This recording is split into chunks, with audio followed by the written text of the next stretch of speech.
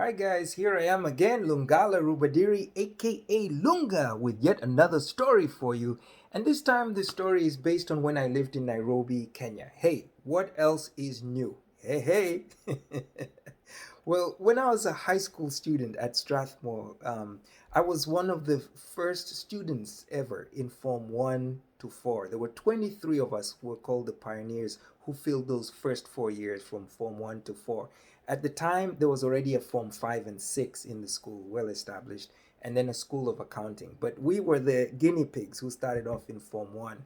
And the 23 of us really bonded well.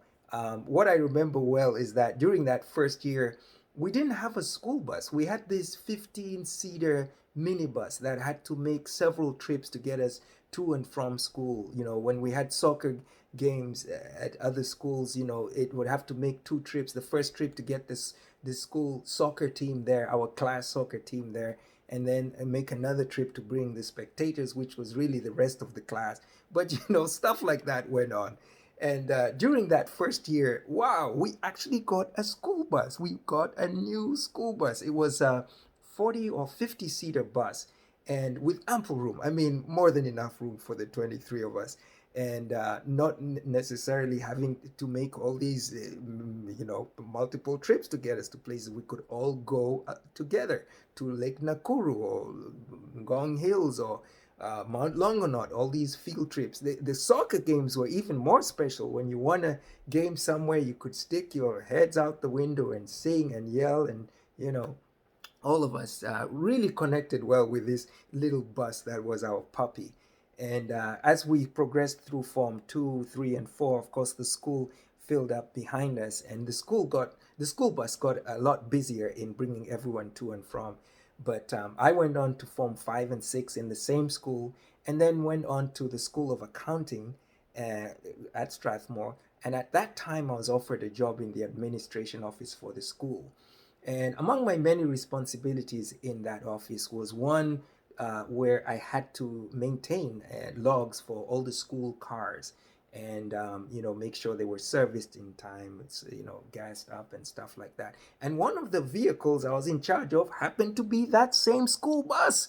The school bus that had picked me up from the stop when I was in Form 1 and brought me to the school so many times. Now I was in charge of this thing. The bus that I had once sat in as a little passenger in the back, who cared what the mechanics of the bus was meant at the time?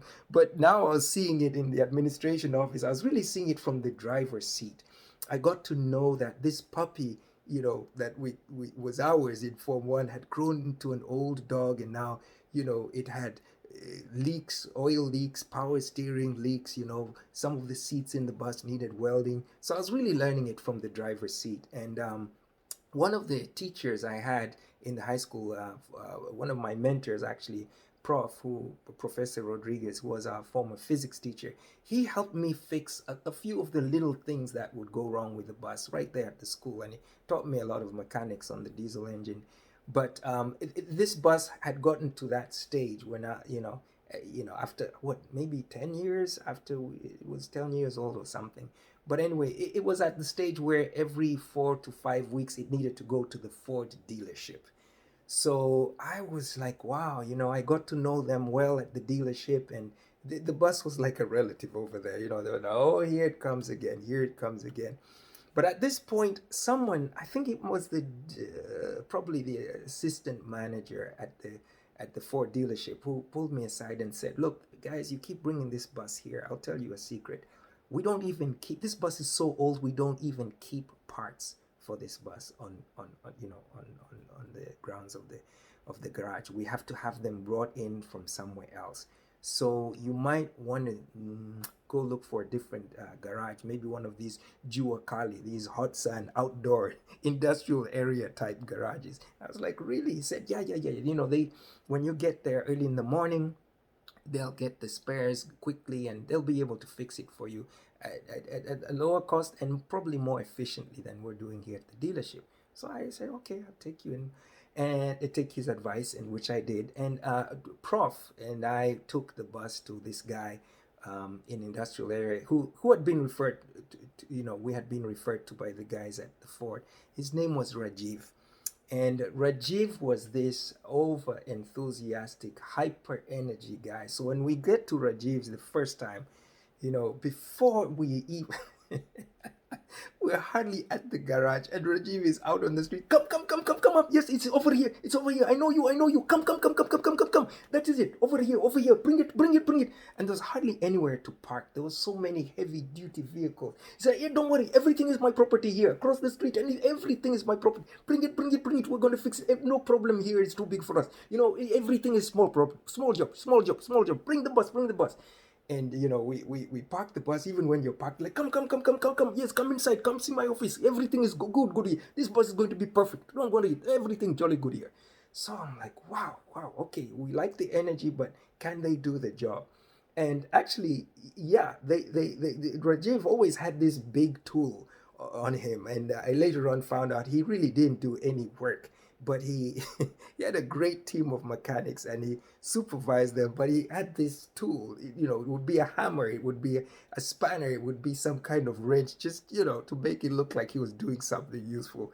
And what was interesting was Rajiv kind of worked in the front office, at the front desk, but in one of the side offices, there was one that I don't know what they kept in there, but there's this other one that always had the door kind of cracked, and you heard this sound coming from there, and I was wondering, what is this thing?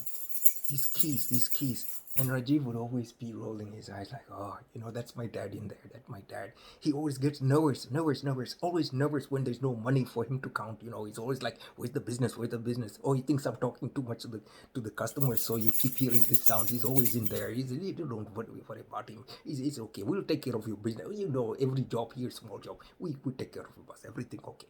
So I was like, oh, okay, fine. Anyway, Rajiv's dad, who I called Baba Rajiv, was actually the owner of the garage. And I never got to see him until I had been taking the bus there for a couple of months. This was probably my third or fourth trip. And, I'm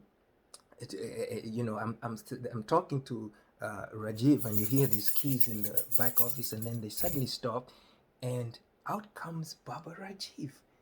And I'm like, wow. And he's this elderly gentleman who had this thing about, like, he was always chewing something. So he's there with his arms crossed, and he just looks at me.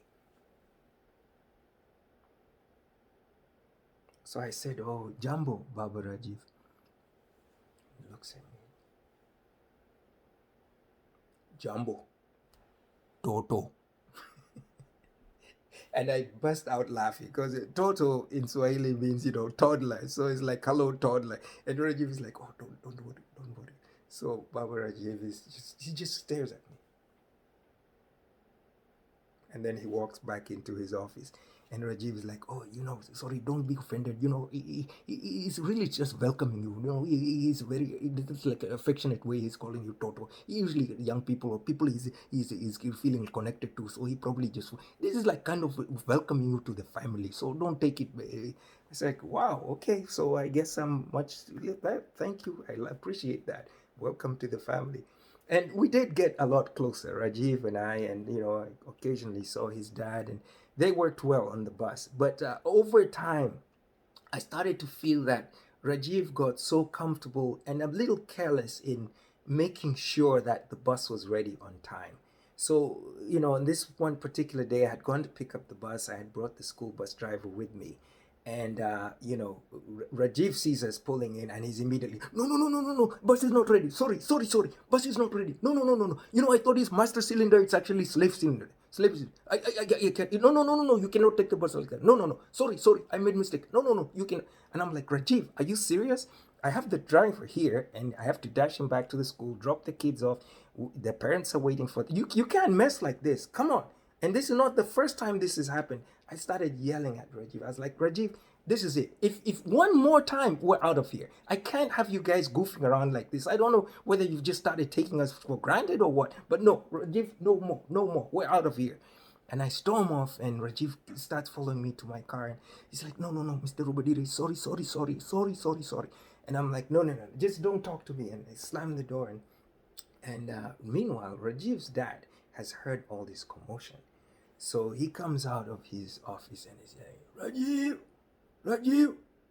So I'm like, oh, I need to watch this. I want to see this guy being chewed up by his dad a little bit here. So I couldn't understand what Rajiv was being told, but all I heard was, Bali wala wala. Duli Bali Moli. No. Rajiv, Doli Bali. And Rajiv was like, no, daddy, no. Sorry, dad. No. You Doli Mali, no. No, no. And he storms into his office. And then Rajiv comes back to me and says, oh, I'm sorry to delay you, but my dad needs to talk to you. Please go to his office. So I'm like, really? Baba Rajiv, who never talks, wants to talk to me? Okay, let me go. So I go past the front desk and, I hear the keys. And of course, what's funny, guys, is when I got to Baba Rajiv's office, I had heard the sound of these keys so many times. I imagined them to be this huge bunch of keys for locks all over the place, like there was some fortress in there. I get in the office and there's this little set of keys, and there's hardly anything to lock. Like really? Whatever. Anyway, Baba Rajiv puts the keys down and he looks at me, says, Get it, Chini. Sit down. So he says to me, Toto, Sikir, listen. You, manager of school.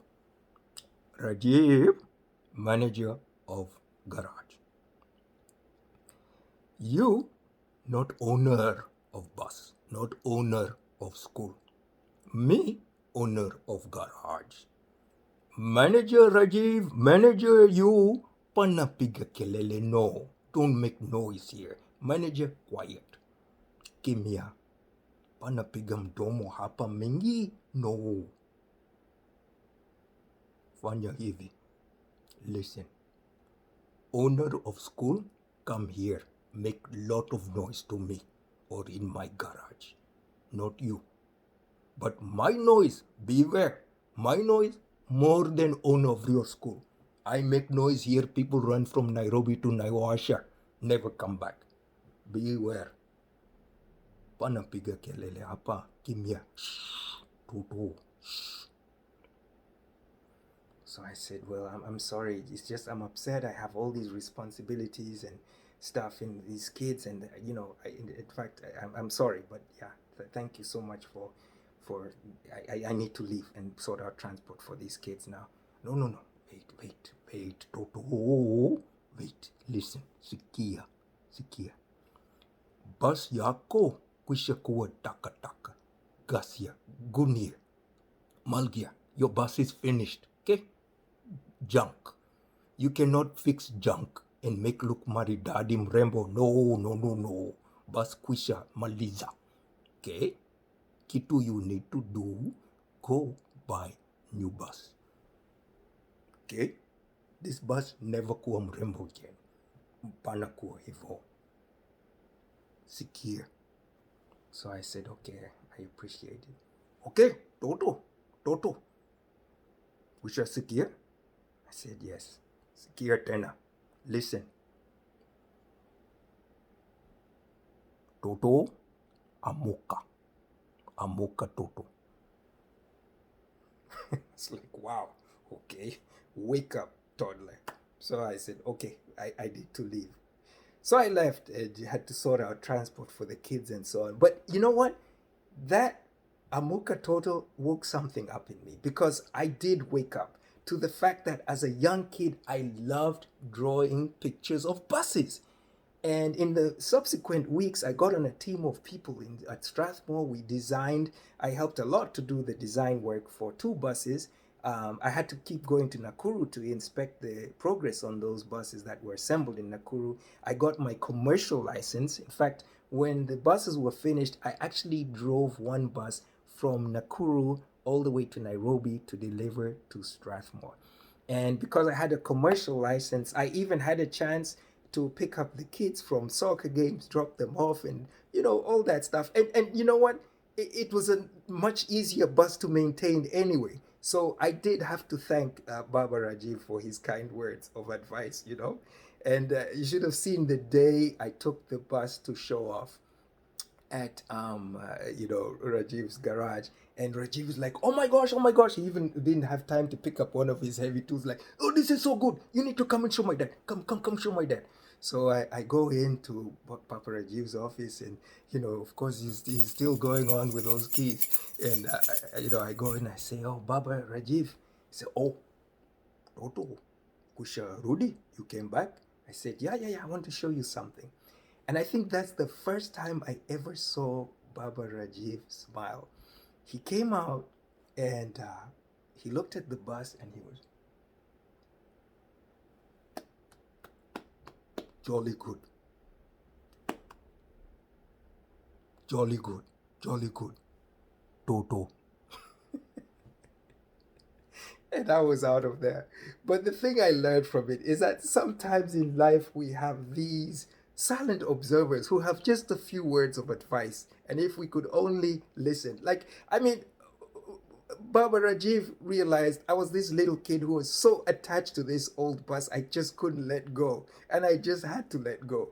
And sometimes the advice, look at you guys, you've been watching my videos, and so many of you have thrown out there, hey, start a YouTube channel. We want to see more of you on Facebook, on Instagram. And now I have this YouTube channel, Laugh with Lungala Rubadiri, and please join me there too. But guys, it's all this nice bits of advice that come from all these places, and the nice bits of advice that we can give to others.